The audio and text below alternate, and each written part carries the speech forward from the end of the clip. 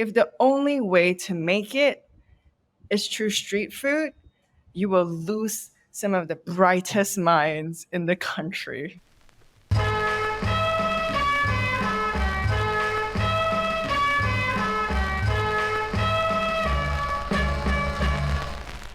ơi anh có nhớ chăng anh đã hẹn với em sao giờ số số.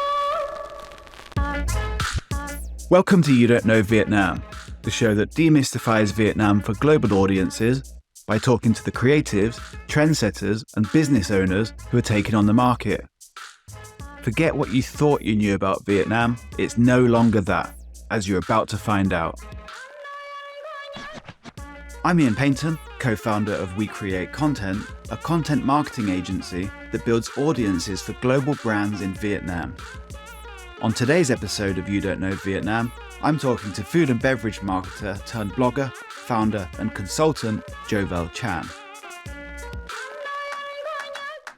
Jovel landed in Vietnam a few years ago, and she's quickly made her mark as the go-to authority of Vietnam's evolving food and dining scene. She offers insider guides to Vietnam's F&B industry on her website jovelchan.com and is the founder of Saigon Social, the company behind Vietnam's unique food and drink experiences, such as the Saigon Supper Club and Cocktail Cinema. Today, Jovel tells me what's going on in Vietnam's food and dining scene right now, why Vietnam's young and experimental chefs are writing the next chapter of Vietnam's food story, and what global F&B brands should consider when looking to launch in Vietnam. Jovel oi! Hey Ian, what's up? What is up? Thank you for joining me on You Don't Know Vietnam. Thank you for having me. I'm really excited about today. Me too. And you know what? Looking at your website, it just makes me feel like, A, really excited about the way in which Vietnam's food and dining scene is moving, and B, really out of touch and like I need to get out more. I thought you were going to say that you were really hungry. I feel like I need to go back and change my photos now. And really hungry. Yeah, good. It makes me feel like I'm not exploring like everything Vietnam has to offer, because I usually go with quite safe bets of what I know, and usually it's like more traditional Vietnamese dishes. So yeah, there's so much to explore, and just looking at it, I can tell that I'm really missing out. So going into the Year of the Dragon, what are the food, beverage, and dining things that you're most excited about for Vietnam right now?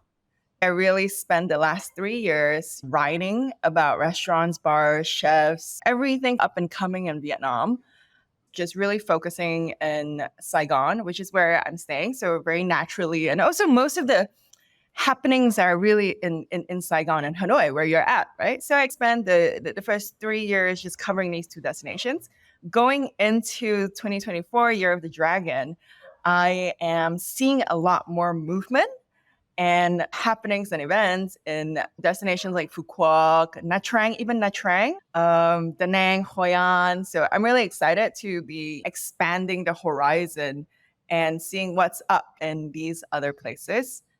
Yeah, I saw you had guides on Phu Quoc. I think there was something on Da Nang, or at least you were doing gastronomic experiences throughout the whole country rather than the two main cities. And I also saw someone post on Facebook the other day about this joint in Nha Trang, and I was thinking the same. Wow, there's so much going on right now outside of Hanoi and Ho Chi Minh City.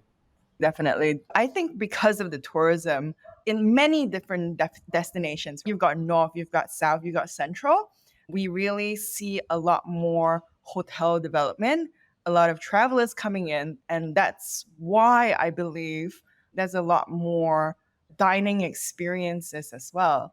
Like last year in Hoi An, a mezcal bar opened. Isn't that very interesting and impressive? Like an underground mezcal bar. And there's a Vietnamese cheesemaker that does tastings in Hoi An. So you see a little bit more of these experiences that are coming up, I think really because of the tourism push.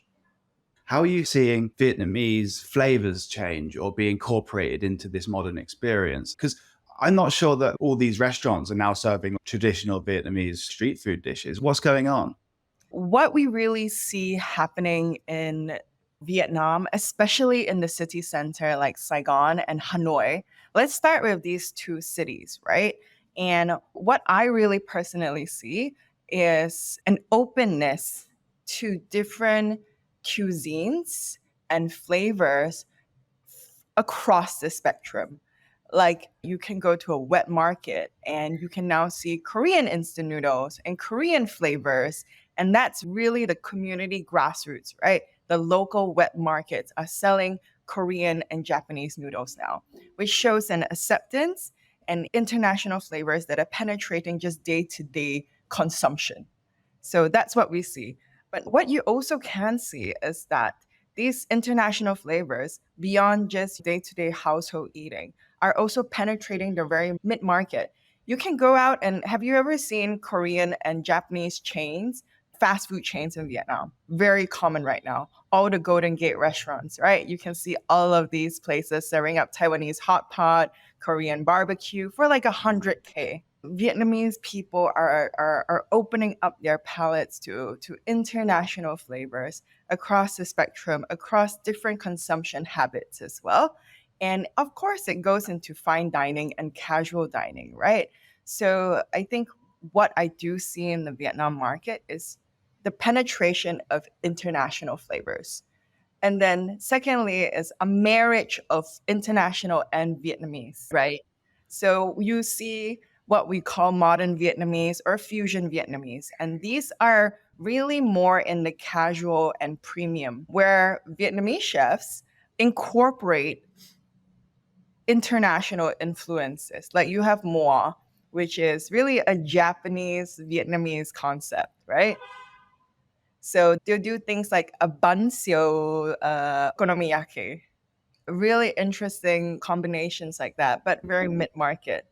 And then you have obviously your finer dining restaurants like Anne's and Esta and Anand Saigon that really take Vietnamese flavors to the next level, either by elevating popular classics like banh mi and pho and reinterpreting it in a way that is they'll simmer their broth for 18 hours using a different kind of bone or beef to enrich those flavors, but the structure of the dish might not actually be different. So Peter does this really well with his pho concept. His modern pho concept still serves bowls of pho, but done in a way where, you know, how they cook it is a lot more different. The ingredients that he uses is more premium to take something that is often used or enjoyed by the streets using perhaps cheaper ingredients to something a little bit more refined. But then you also have chefs that are doing something completely different and almost serving up deconstructed or reconstructed versions of these Vietnamese dishes that you know from the streets. So it's very interesting to see how each chef actually does this in his or her own way. Because of the history of Vietnam, a lot of these chefs are also first generation, second generation that come back after living abroad for really long. So a lot of the chefs, depending on where they're from, also have a very different take on what this modern Vietnamese cuisine is and basically want to do something different as a sense of like national pride. They really come back here because they were probably ousted, right? Sent away, had to grow up in somebody else's foreign ass country and eat Vietnamese food that was over there, or like cook for somebody else and cook food that was not authentically theirs. So they come back here and they're finally able to do something. And there is really that sense of like pride. And if you talk to every single Vietnamese chef here who's doing something at that level of modern Vietnamese, you can literally hear how they want to showcase Vietnamese food in the way that they feel that it should be rightfully delivered.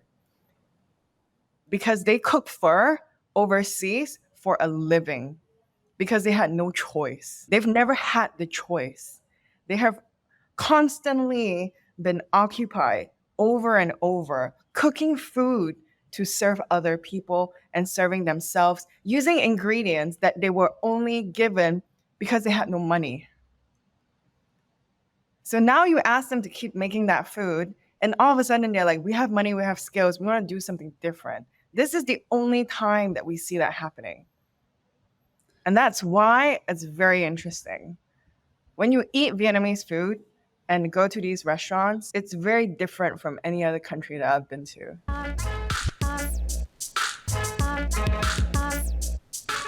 What sort of Vietnamese food classics are being reimagined and reconstructed? I know you mentioned about pho and some bang sao. What other examples can you think of where they've taken a Vietnamese classic and completely reimagined it? There's a chef that came back and he served a bun canh, like noodle soup, but instead he did it with dumplings. And he created these hand-pressed dumplings that resembled the boats on the Mekong Delta. And he served up that dish. And it was served using the method that you would usually use to serve a consomme instead. Yeah. So we see the influence from overseas in how a typical consomme is usually cooked, mixed with this traditional Vietnamese soup and served with toppings that are very different from what the traditional dish is, which is like a noodle and fish, but this one has dumplings instead. So this is that dish that I personally remember a lot. And I find it a lot more relatable too, because I know what a consomme is and I know how it's supposed to be like. And I'm able to understand this dish a little bit more with this base of comparison that I have. So yeah, I think this is one of those dishes that I was able to really relate and remember a lot. And what you're talking about wouldn't have been acceptable 5 or 6 years ago in Vietnam, I don't think. I remember some restaurants would kind of experiment with Vietnamese flavors and different dishes, and there'd be an uproar on social media because that's not how it should be done. But it seems to me that there's a lot more openness to that change now, and it's actually being embraced. Yep. So I completely agree with you. I personally believe that it's because of the growing international recognition and interest of Vietnam's dining scene in the past number of years, namely the Michelin Guide, right? So when the Michelin Guide was announced in Vietnam and the first list of winners came out, all the 1 stars were Vietnamese restaurants, besides Koki, which is a Japanese restaurant. But 3 out of 4 were uniquely Vietnamese. 2 of those 3 are fine dining Vietnamese. There also seemed to be a, for the lack of a better word, perhaps not a biasness, but a little bit more of an inclination towards Vietnamese cuisine, right? Of course, because the Michelin Guide should be in a certain country needs to spotlight the local cuisine. And what I think it has done is made it quote unquote acceptable. And modern Vietnamese cuisine was not something that was taking something out of context and like what you mentioned, right? People were no longer putting it down and slamming it as being inauthentic, but something that was used to spotlight the country. So now what you see actually is a lot of Vietnamese restaurants, especially the new ones and existing ones, now start saying, oh, we use Vietnamese ingredients. Oh, we are now modern Vietnamese. If I hear you correctly, then it was happening in the years leading up to the first ever Michelin Guide. And what's happened is the Michelin Guide has just cemented it in terms of people accepting it and even embracing it as a way to progress their own dining experiences or products. Yeah. Modern Vietnamese cuisine and these chefs that are at the helm of some of these restaurants are now heralded as like heroes, right? They are people who are championing Vietnam, bringing Vietnam to the world. So modern Vietnamese cuisine is not something that's inauthentic. It's something that it's almost as placed as equal importance as maybe street food cuisine now, right? It's almost like Vietnam going to reclaim their cuisine, right? I'm pretty excited by that. Do you see it changing from north to south, how they're progressing and rethinking Vietnamese food? Or is it pretty much the same across the board? It really depends on where the chef is from.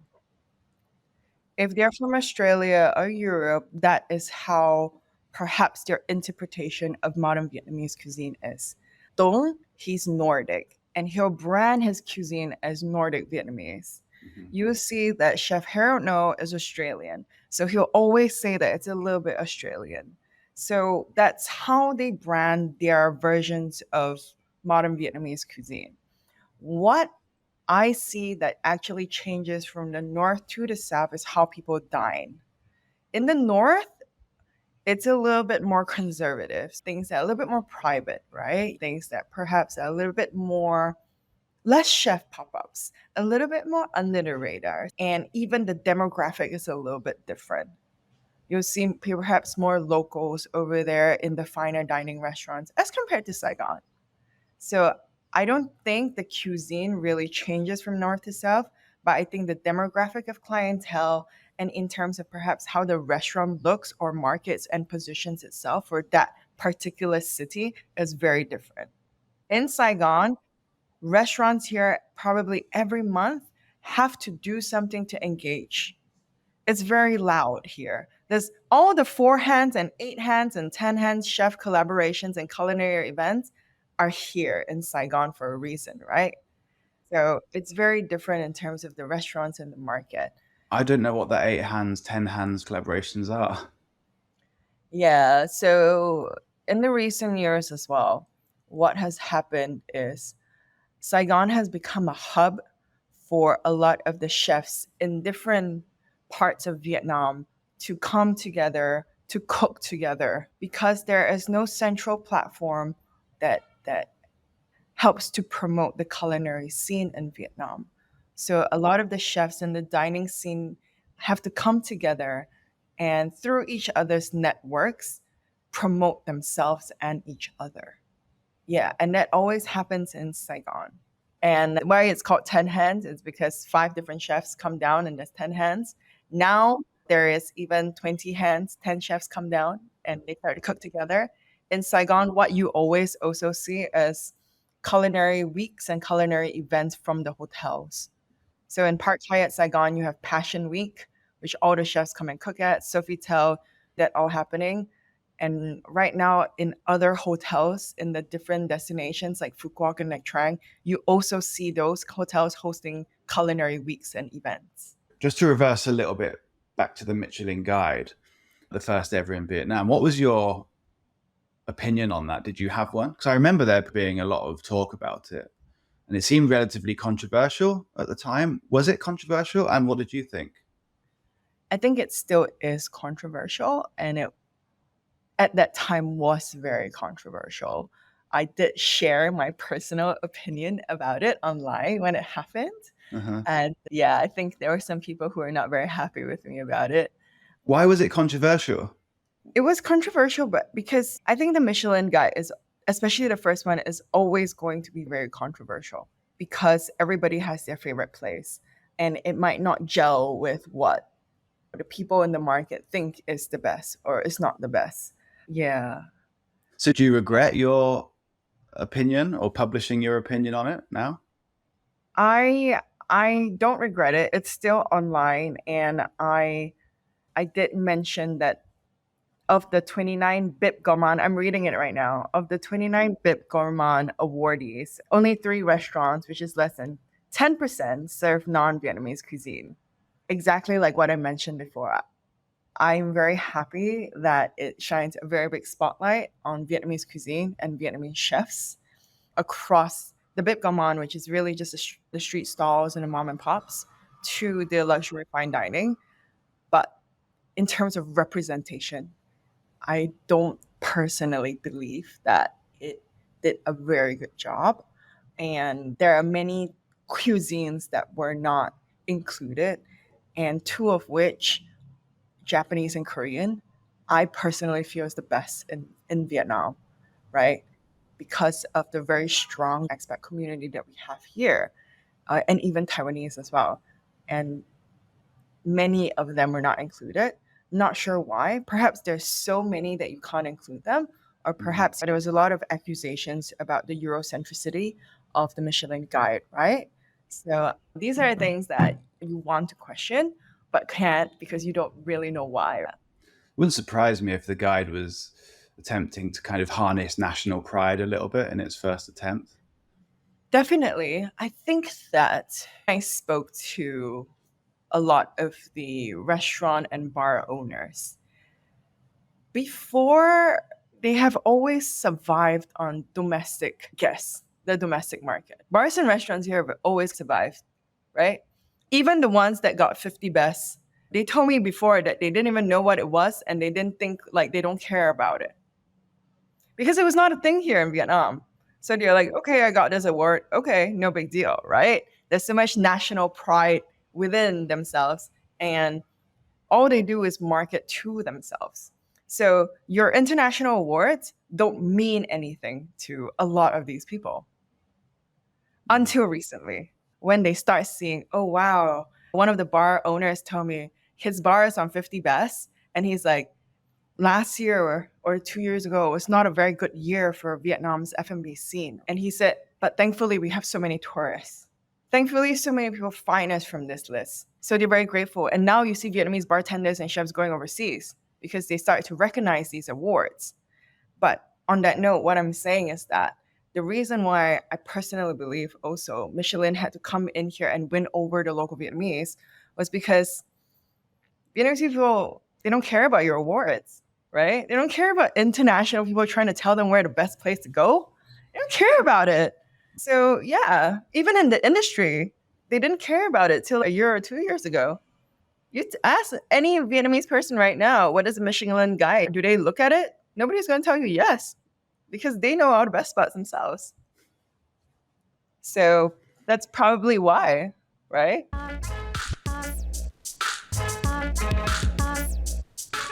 Let's say a global F&B brand or a startup F&B brand is looking to launch in Vietnam. What tips would you give them to tackle the Vietnamese market? There are two things that I personally really recommend. One of them is localization is very important.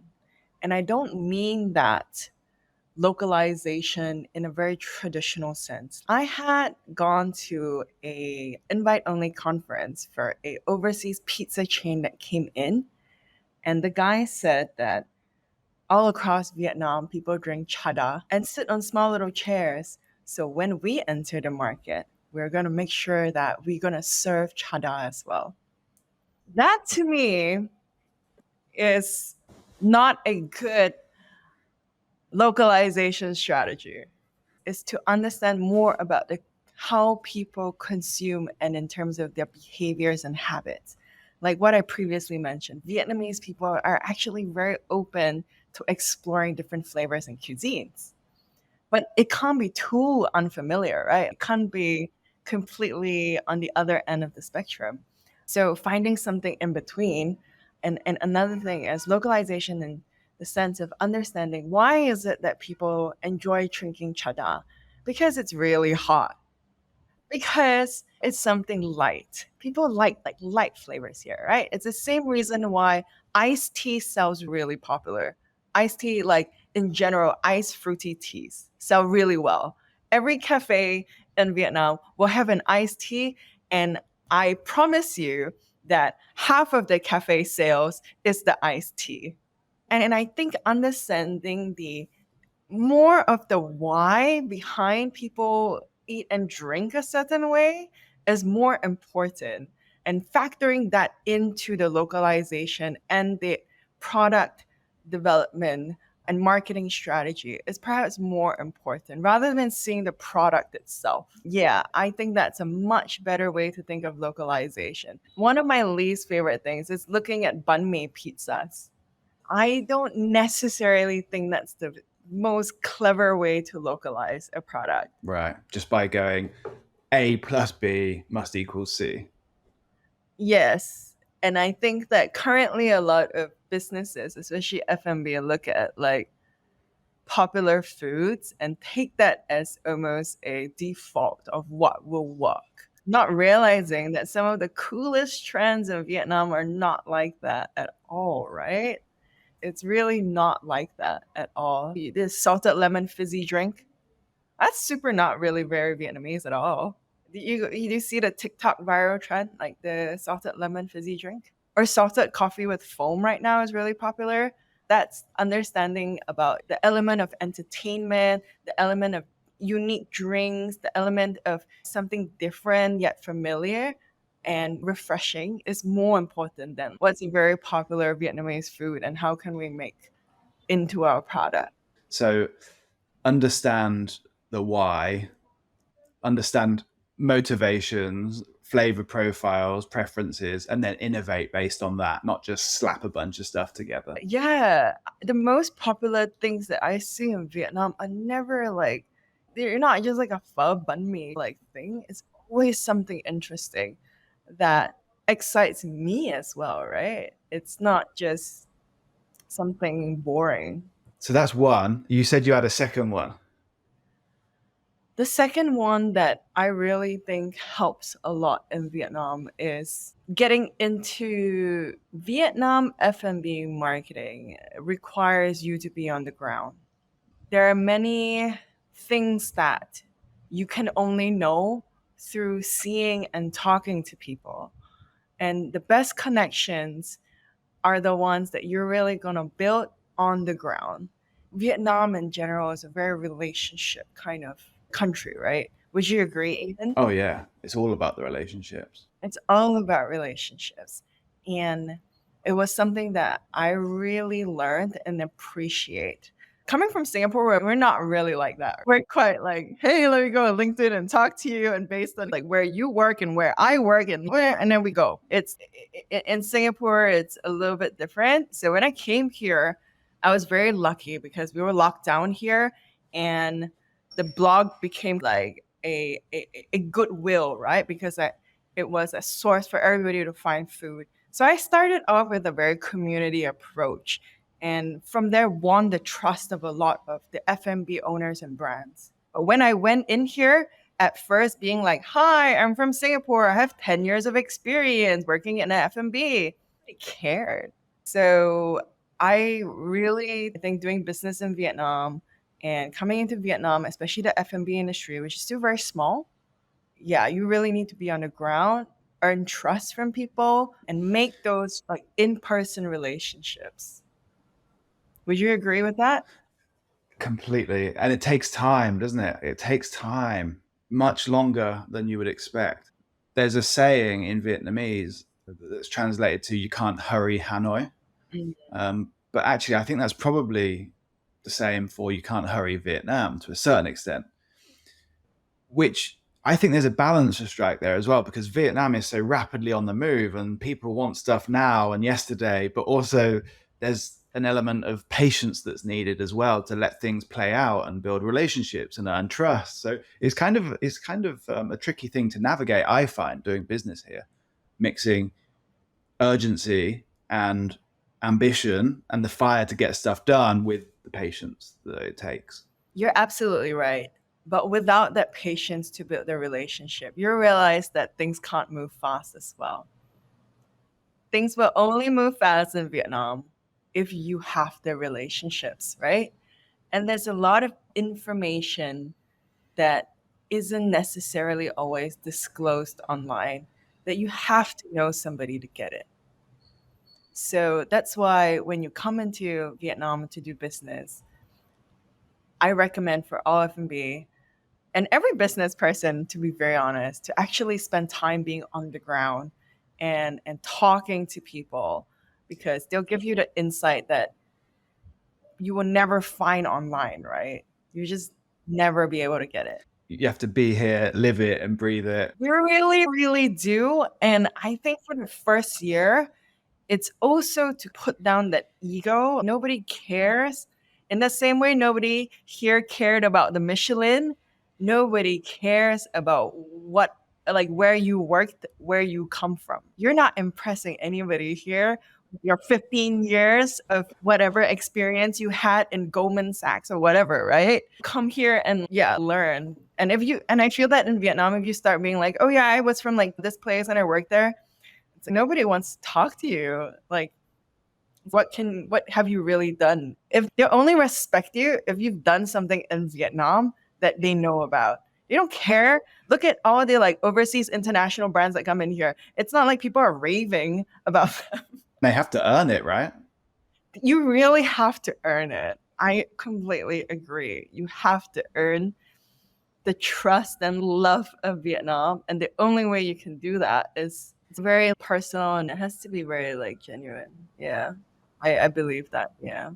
I like to end these episodes by asking you, what are you most excited about for Vietnam's future? The thing I'm most excited about, and I think the thing I am most passionate about, and my goal and my mission is really for Vietnam, especially the food industry, to be known more than just street food. I think whenever somebody knows a Vietnamese spirit maker or a chocolate brand, I think that is a sense of pride. And that's the goal, right? And I don't want this to be like, I don't care about street food in any way, but sustainability of the industry and the cuisine is as much rooted in traditional street cuisine and fare, but also in the finer dining space. Yeah, because it makes people recognize and realize the sanctity of Vietnamese cuisine and ingredients and products, and it pushes up the willingness to pay for a lot of it. And it's only when you spotlight Vietnamese chefs and makers will you build a society of people who see a long-term career in food and drink. If the only way to make it is through street food, you will lose some of the brightest minds in the country. You're asking people to work a lot for very little. That used to probably work in the past, but that would never work now. You're gonna push all the young people away, and then you'll never have Vietnamese food anymore. You've been listening to You Don't Know Vietnam. I'm Ian Paynton from We Create Content. I'd like to thank DJ Jace from the Beat Saigon for their epic soundtrack, and a massive thank you to you for making it all the way to the end.